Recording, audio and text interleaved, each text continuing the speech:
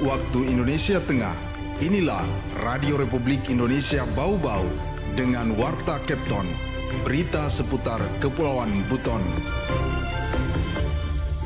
Itu salah satu langkah dalam rangka pengendalian inflasi, menjaga ketersediaan stok yang ada di daerah masing-masing. Tahun depan kita alokasikan lagi beberapa bidang aset Pemkot untuk di tahun 2025 karena target kami hanya 1.500 bidang. Selamat pagi, dari Jalan Limbowolio kami sampaikan pokok-pokok berita. Konsumsi beras di Kota Bau-Bau tidak sebanding dengan pasokan beras petani lokal. Kota Bau-Bau mendapatkan jatah sebanyak 1.500 bidang program pendaftaran tanah sistematis lengkap pada tahun 2025. Inilah Warta Kepton selengkapnya Selasa 12 November 2024 bersama saya, Waode Sabaria.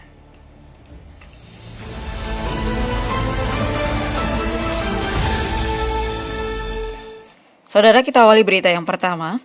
Konsumsi beras di Kota Bau-Bau tidak sebanding dengan pasokan beras petani lokal. Untuk memenuhi kebutuhan beras, pemerintah Kota Bau-Bau kerjasama sejumlah kabupaten kota terdekat. Selengkapnya dilaporkan Waode Nurliani. Konsumsi beras di Kota Bau-Bau diestimasi kurang lebih 1.500 ton per bulan. Berdasarkan laporan pengendalian inflasi Kota Bau-Bau yang diterima RRI, rata-rata orang di negeri Seribu Benteng ini mengkonsumsi beras 7,26 kg per bulan.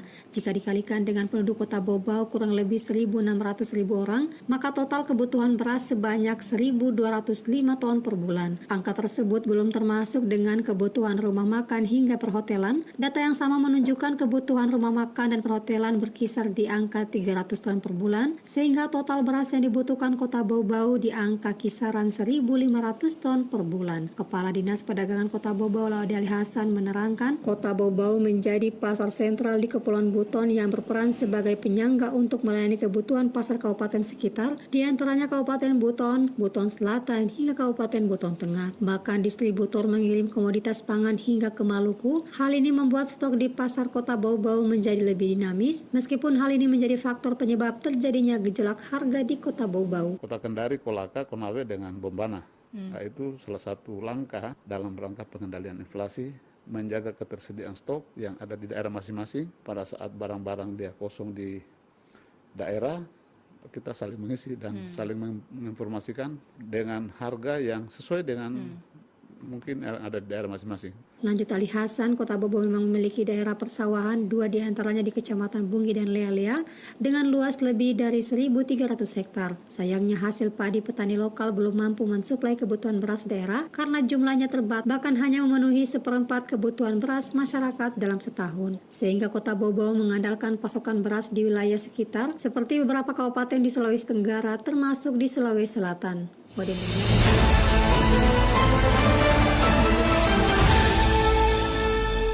Baik pendengar, kita ke berita berikutnya. Pemerintah Provinsi Sulawesi Tenggara melalui UPTD Panti Asuhan Anak dan Bina Remaja Dinas Sosial melakukan uji coba pemberian makanan bergizi gratis bagi anak kurang mampu di dalam panti maupun di luar panti. Uji coba yang digelar kemarin ini bertujuan untuk mendukung misi Presiden Republik Indonesia yang tertuang dalam Asta Cita dan menindaklanjuti instruksi PJ Gubernur Sultra Anda Budi Revianto terkait uji coba pemberian makanan bergizi gratis bagi anak kurang mampu di dalam panti maupun di luar panti. Uji coba pemberian makanan bergizi tersebut disaksikan langsung Sekda Sultra Asrun Lio. Sekda juga memantau kondisi lapangan serta melakukan interaksi dengan anak-anak yang menjadi sasaran pelaksanaan program. Asrun juga mengatakan uji coba ini terus dilakukan dalam rangka finalisasi awal menuju penyusunan kebijakan pemberian makanan bergizi gratis secara luas di Sultra, hingga nantinya menjadi satu kesatuan dengan daerah-daerah lainnya di Indonesia untuk menyukseskan program Presiden. Ia juga menjelaskan sesuai instruksi PJ Gubernur, maka Pemprov Sultra tak henti-hentinya melakukan uji coba pemberian makanan bergizi sehingga saat program dilaksanakan secara serentak se-Indonesia pada tahun 2025, Sultra tetap siap menyukseskannya.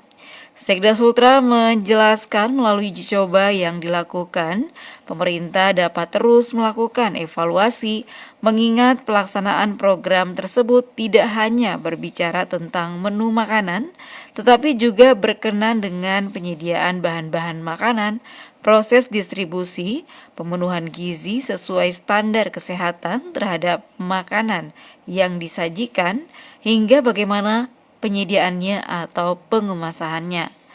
Lebih lanjut, Sekda Sultra mengatakan makanan yang disajikan dapat memenuhi gizi dan menambah semangat anak-anak dalam beraktivitas, serta tidak menjadi mubazir karena bisa berdampak pada produksi sampah. Sementara itu, PLT Kepala Dinas Sosial Provinsi Sultra, Haris Ranto juga mengatakan, uji coba makanan bergizi gratis ini berupa sarapan pagi bagi anak kurang mampu yang ada di dalam panti dan luar panti sebanyak 70 orang. Kegiatan ini dilaksanakan selama 1 minggu sejak 11 November hingga 18 November 2024.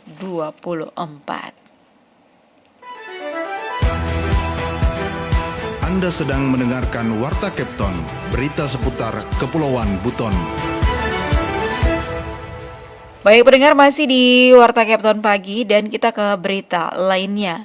Kota Bau-Bau mendapatkan jatah sebanyak 1.500 bidang program pendaftaran tanah sistematis lengkap pada tahun 2025 mendatang. Selengkapnya Afriansa melaporkan.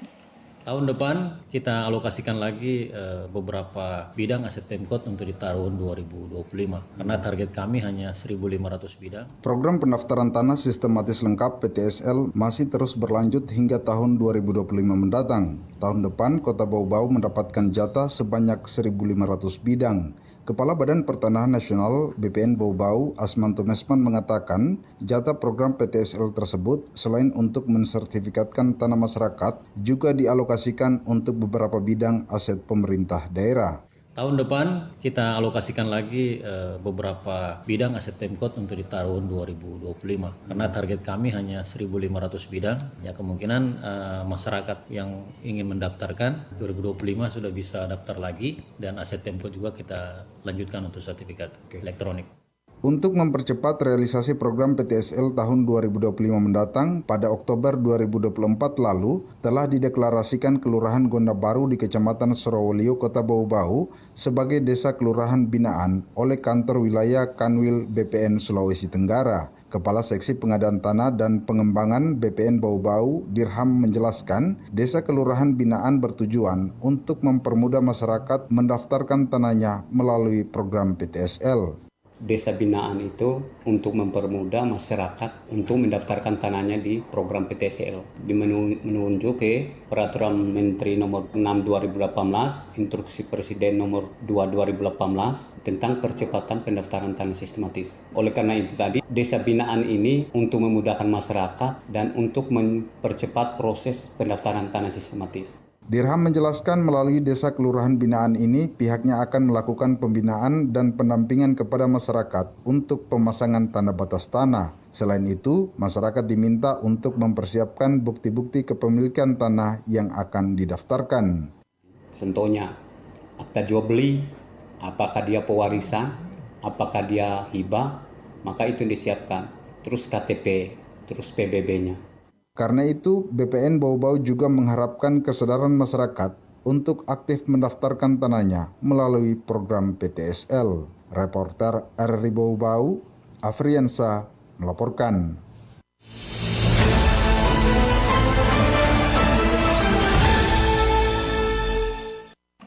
Baik pendengar, kita ke berita yang terakhir. Provinsi Sulawesi Tenggara berhasil mencatatkan prestasi membanggakan dengan masuk dalam peringkat 10 besar pada ajang Musabaqah Tilawatil Quran atau MTQ ke-7 Korpri tingkat nasional tahun 2024 yang diselenggarakan di Palangkaraya, Kalimantan Tengah.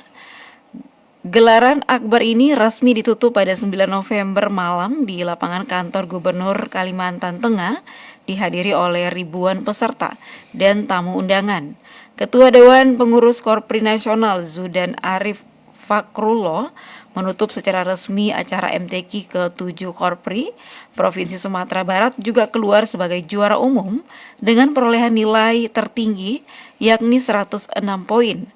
Sedangkan Provinsi Sulawesi Tenggara menduduki peringkat ke-10 dengan perolehan 27 poin. Penyerahan piagam oleh Zudan Arif Fakrullah kepada kafilah-kafilah terbaik untuk Pemprov Sultra diwakili Kepala Badan Kepegawaian Daerah Sultra Zanuria.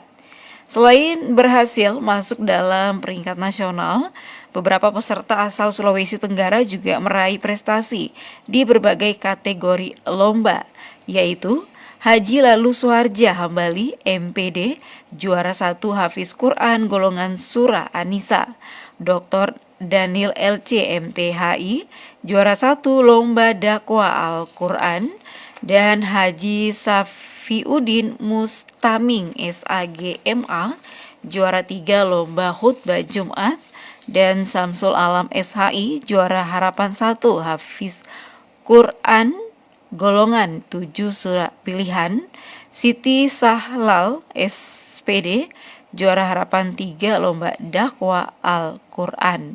Dalam kesempatan yang sama, Ketua Dewan Pengurus Korpri Nasional Zudan Arif Fakrullah juga mengumumkan bahwa MTQ Korpri berikutnya akan diselenggarakan di Provinsi Sulawesi Selatan pada tahun 2026 serta di Provinsi Maluku Utara pada tahun 2028.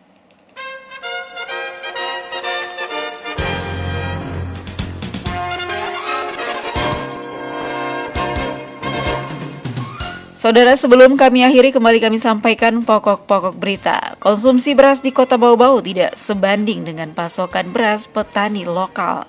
Kota Bau-Bau mendapatkan jatah sebanyak 1.500 bidang program pendaftaran tanah sistematis lengkap pada tahun 2025. Demikian Warta Kapten hari ini. Mewakili kerabat kerja, saya ucapkan selamat pagi.